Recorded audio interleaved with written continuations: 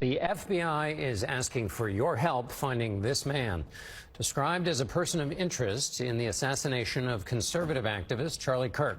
CBS News has learned law enforcement believes it has the man's name. It has not been released. Meanwhile, the Bureau is offering a reward of up to $100,000 for information leading to the identification and arrest of the killer. And while the assassin remains on the run, the authorities have what they believe is his rifle. It was found in the woods near Utah Valley University, where Kirk was gunned down yesterday as he was beginning his Prove Me Wrong debate with college students. We begin our coverage with Carter Evans in Orem, Utah. Carter? Behind me is the stage where Charlie Kirk was speaking when he was shot, and it is now a crime scene. Investigators are also ratcheting up the manhunt for his killer. CBS News has learned from law enforcement sources that FBI Director Kash Patel is now headed here to Utah. Authorities still have no motive, but they're now piecing together what happened when a festive moment turned chaotic. As Charlie Kirk was speaking in the central courtyard of Utah Valley University, the gunman fired one shot from this building about 400 feet away, according to law enforcement. Video appears to show a person running across the roof just moments after the shooting. Investigators canvassed the neighborhood next to campus today, going door to door looking for leads and reviewing video footage from doorbell cameras. The FBI says they found a .30-06 single-shot bolt-action rifle, a gun like this one, commonly used by deer hunters. Investigators told us they found that high-powered rifle in a wooded area. Neighbors tell us that's right over here, and if you look closely, you can see the police crime scene tape. FBI Special Agent Robert Bowles. Is that suspect possibly still in this area? No, not in those woods. We've walked through those woods and secured it. As to the community, I can tell you that this was a targeted event. The Utah Valley campus will be closed until Monday, and in a nearby classroom where panicked students fled, you can still see chairs and desks used as barricades. What was your initial reaction when you saw him go down? Disbelief. Jordan Hatch is one of several students we met, still in shock.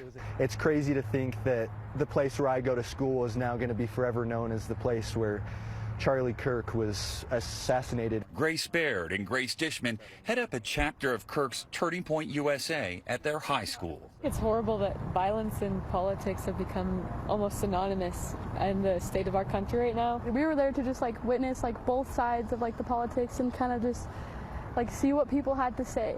People who don't usually get to have a say were able to have a say, and that was destroyed. And here's another indication that the manhunt is now escalating. We've learned the U.S. Marshal Service has joined the search for the gunman.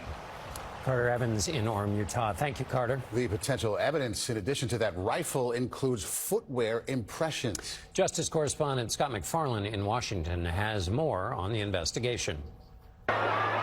In the first 24 hours of the manhunt for an assassin, there was confusing and apparently contradictory information from authorities. 6 minutes after FBI Director Kash Patel posted a subject was in custody for the shooting, local police said something quite different. He was released from custody after we identified that he did not match the shooting suspect and was not an accurate person of interest. It took Patel another 90 minutes to announce that person of interest was released. Just after 8 p.m. local time, investigators confirmed another person had been taken into custody and also released. Patel has faced criticism for his handling of the response. Sam Vinograd is a former counter-terror advisor in the Biden administration. The initial hours had some seemingly contradictory information. Is that a problem for anybody?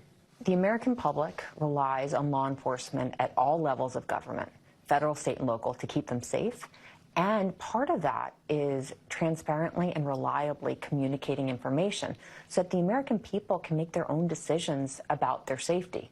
The FBI special agent in charge in Salt Lake City, Robert Bowles, has only been in that job for a few weeks after prior director Mehtab Syed was moved out this summer.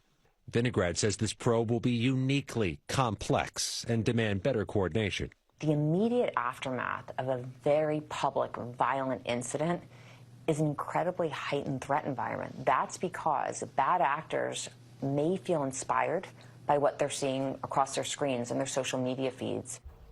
So, Scott, is this the first big test of the FBI in this new administration?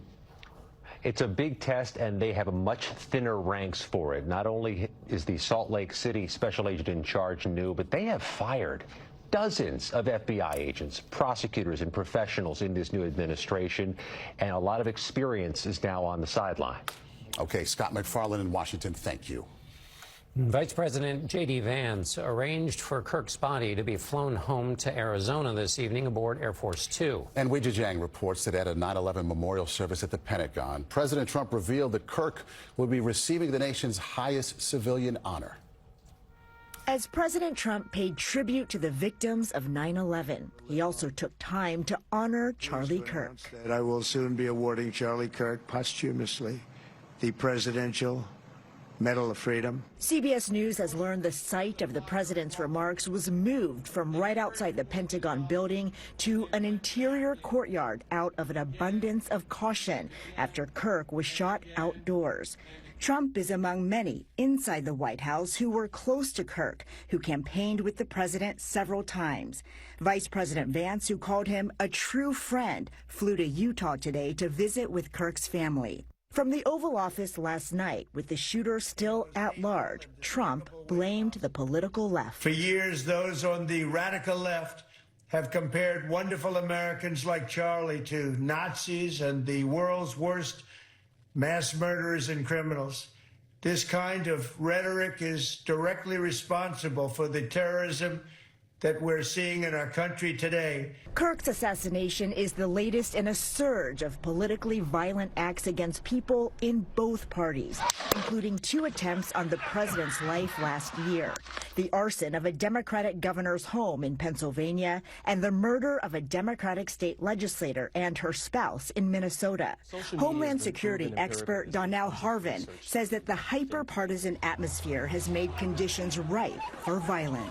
Far extremes of the right and left have spent so much time villainizing each other, demonizing each other. They make each other's easy targets for those who are radicalized within their bases.